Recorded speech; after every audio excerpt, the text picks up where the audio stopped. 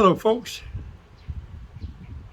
it's a Saturday afternoon here in Pattaya, and this video I really am intrigued, because the last couple of videos that I've made about Pattaya, etc., I've made my view quite clear that I think Pattaya really is the best tourist destination here in Thailand.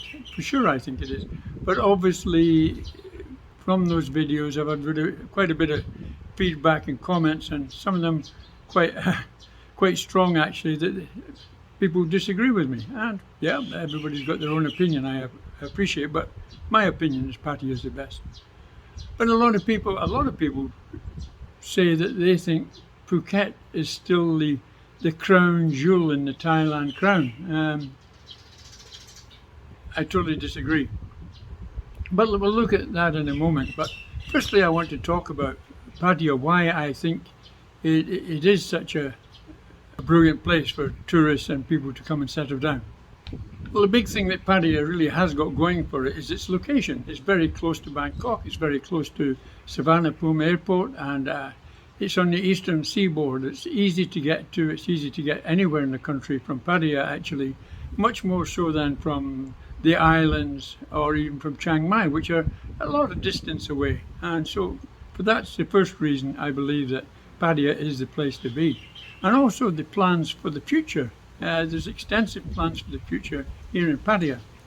Let's just go back to a couple of years before COVID, when Pattaya was really busy, because it was about 2 years before COVID that we saw the turn down in tourists coming to Pattaya actually. At that time we used to have problems with tourists because one of the biggest problems we had was water actually, and that the reservoirs just weren't up to keeping Pattaya supplied with water. Many people used to go a long time with having to get trucked water brought into their houses, etc., and it was a real problem. But nothing was getting really done about it then. But what happened is COVID came along, and that stopped the problem dead, because once the tourists weren't coming, a lot of the hotels, bars, restaurants, they were all closed down for nearly 3 years. So the reservoirs here got a chance to fully recuperate. But the problem is that Pattaya has been growing, and it's still growing rapidly, and they're building condominiums and hotels here than everywhere at the moment, and there's obviously a major plan for the future for Pattaya. But it's a plan that the government are keeping very close to their chest. There's been a lot happening in Pattaya in the last couple of years. A lot of the overhead cables are gone below ground, and a lot of the streets are getting tidied up. A lot of old buildings are being refurbished, particularly along the beachfront area. The beaches have been redeveloped, they've been extended out quite well. And it's looking a much better city than it used to actually, and it's still going. The problem being is that with Pattaya playing their cards so close to the chest, a lot of these people that have been living since before COVID, thinking that everything's going to be well and everything's going to come back, the tourists are going to come flocking back here, that's not looking so positive now. And I think a lot of the people that have invested a lot of money in refurbishing properties and getting bars refurbished and maybe doing their hotels, etc. The hotels are no problem, but all the bars and the Europeans, Brits and Australians and all that here that own bars or rent bars are struggling very hard. And they still believe, as they're sitting there drinking their bottle of beer and watching the pigs circling round in the sky above the bay there, that it is still all going to come better. Although I see one or two now are really beginning to wonder what is going on here in Pattaya.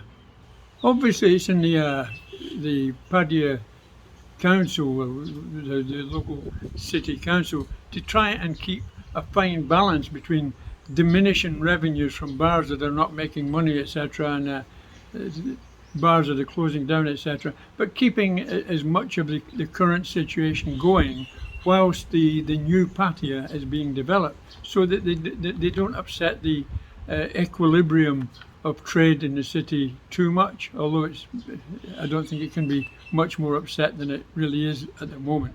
Anyway, let's look at what I wanted to look at, and that's Pattaya compared with Phuket, and what the future is for everywhere in Thailand.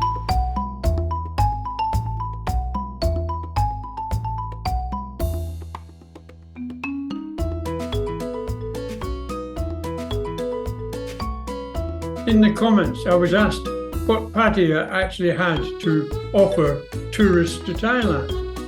Despite having an abundance of high-class hotels, dozens of quality restaurants, lots of visitor attractions for people to go and look at, engaging nightlife like no other place in the world, 20-odd something golf courses, 3 water parks, miles of beaches, zoos, World Championship gardens and exhibitions, good motorway access in and out of the city. That's all it's got. So what has it really got to offer tourists? I was asked why. I just couldn't acknowledge that Phuket really was the jewel in the crown of Thailand, with its beautiful beaches and its clear blue seas. Ideal for tourists to Thailand. They talked about Patong, which had the reputation of easily extorting large amounts of money from the tourists that did visit there, much quicker than any other place in Thailand could possibly do. And they admitted that just a few more complaints are getting raised by long-term residents in Phuket, that things aren't just quite what they used to be. I have to acknowledge that we do have problems here in Pattaya, many things actually, but we don't have these black water canals that run around Phuket, creating these offensive smells and spreading whatever diseases that they can carry in those horrible waterways. Here in Pattaya, they're much more efficient. They keep all this stuff underground, and they put cardboard tops on top of the drains to keep the smells in, and that also helps when it actually starts pouring of rain. Then the water can't get down these drains easily, and we get flooding much quicker. Well planned. The one thing I didn't realize we really are missing that Phuket has is this traveler's diarrhea that it's famous for. In fact, before I'd done any researching on Phuket, I wasn't even aware of this, but it's been quite prevalent there for many years that there is a risk of getting tummy bugs on your initial visits to Phuket with this so-called traveler's diarrhea. It is also pointed out that there's a particularly high risk in Phuket of getting hepatitis A or B from these black water canals that are running around. You know, in all fairness, I don't know the risk of that in Pattaya, but yes, there's bound to be, even though they do keep their sewage underground and their cardboard covers on top of the drains. So I'm not going to say too much about that. One big problem for Phuket is that the recent outbreak of the virus has given hundreds and hundreds problems and has inundated the hospital with patients, this norovirus. And that definitely is a concerning problem for Phuket.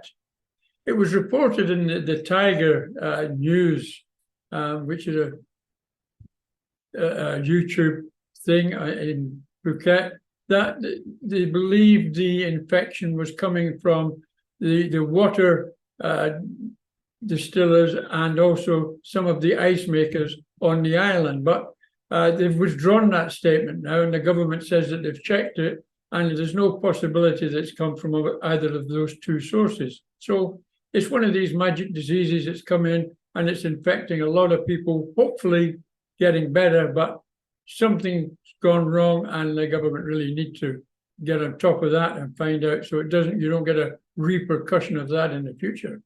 There's no doubt about it that Phuket will always be a popular attraction, even with the thousands of Russians that are pouring in and the badly congested roads that are causing problems all around. It's still going to be popular with tourists to come down to Phuket and visit the famous tourist resort in Thailand. We have some news here in Pattaya. about Utapao Airport that's due to get a total overhaul. That's one of the longest runways in the world, actually, because it was built for the B-52 bombers that the Americans brought here that they used for their bombing operations over Vietnam many, many years ago. And it's still a very viable airport, but the flights from there are not too much at the moment. But so much is happening down there. They've now built a deep water port that they're hoping is going to be used by more passenger liners going around the world. And also the links from the Utapao area up to Pattaya and beyond to Bangkok have all been now fully developed already. So that's very impressive, and it's a good motorway network that we have here. They're building the high-speed train that will travel between Bangkok, Pattaya, and Utapao, Rayong, and that's going to be another very positive aspect. And construction of that is already ongoing, even if it's a bit slow.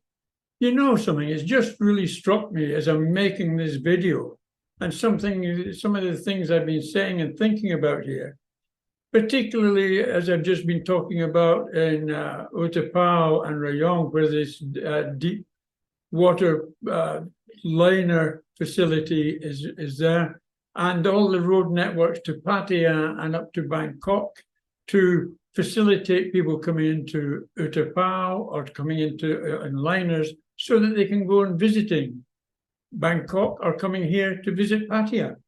That may explain an awful lot what's happening here in Pattaya, you know, that they're gearing themselves up for this possibility that they're going to have tourists coming into Suvarnabhumi, they could have tourists coming into Utapao, they could have liners coming in at Utapao Rayong, and all these people coming down here to Pattaya, then Pattaya has got to be something special to attract them. And I think actually that's something that they're probably working on, and explains why a lot of things are happening here in Pattaya that don't seem to make much sense at this present moment in time. I wonder.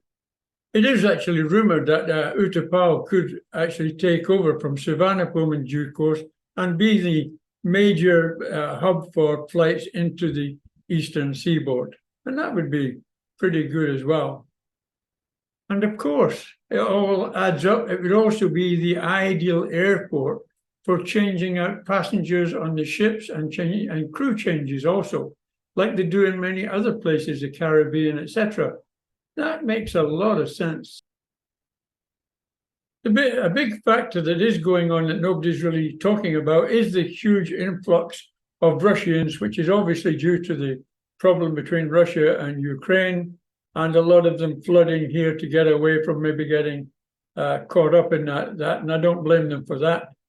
They say that the Russian mafia no longer exists in Thailand. Well, I think there's very strong indications that they might be wrong there, because here in Pattaya, and I believe many places, probably Phuket as well, if somebody wants to confirm it, but since this has gone on and the weed has become virtually uncontrolled, then here we've got dozens and dozens and dozens of weed shops opening all the way around the city in Pattaya, and these cafes, etc. Some of them have some dubious sounding, possibly Russian names. So that's that. Down Walking Street, we see Russian girls, some of the beautiful Russian girls, all working down there, competing with the Thais. If there's no mafia involved, how is that actually allowed? I'm not so sure. Phuket, and particularly Patong, is a party hub, and everybody acknowledges that, even though it's quite commonly said that it's much more expensive than anywhere else in Thailand. Here in Pattaya, we've seen some hikes in prices as well, particularly, as always, as the same as before, Walking Street's always been known as a bit of a more expensive part of the city, and that's now spread into LK Metro, which was rumored at one time to be taking over from Walking Street. Some of these clubs, etc., down there are reportedly very expensive. I haven't experienced them myself, but I do see the conversations going on online. I think that a lot of the bar owners here that are sitting there with a few girls outside and no customers inside, and probably worrying a great deal about how they're going to manage their bills, etc. They really need to stop watching these flying pigs over the bay and get realistic, because Thailand and Pattaya, particularly Pattaya, will never, ever, ever come back to its previous magnificence and be the same as it was before. That's for sure. This video is a little bit tongue-in-cheek because, you know, personally, I love all of Thailand. I love the Thai people. I love the country, and I like the ambience of being here. And I'm sure that there's such a variation of people's interests that come here that all the tourist destinations will continue to do okay if they can get a sufficient amount of tourists back into Thailand and change the makeup, because at the moment it's, as people know, it's India, China, Korea, Vietnam, Cambodia, these countries, Russia, and not so much from Europe and very much less from the UK. So if they can change that, it might get better. But I don't think that they're particularly here in Pattaya wanting to change it too much. They seem to be gearing up more for the coach parties with the big restaurants, etc., and looking after these people, even though they don't spend the money in the bars in the town. With the pure volume of people that are coming into Thailand, then yes, I can see that being of interest to the government. So just as a final note, I found this video probably more interesting to myself than probably anybody else, so I'm sorry about that, but it certainly indicates to me that what's happening here in Pattaya and what could happen here in Pattaya probably gives it a very, very bright outlook for the future for the majority, if not for a lot of people just now. So thank you for watching, and I hope you will join me again in my next video. Bye for now.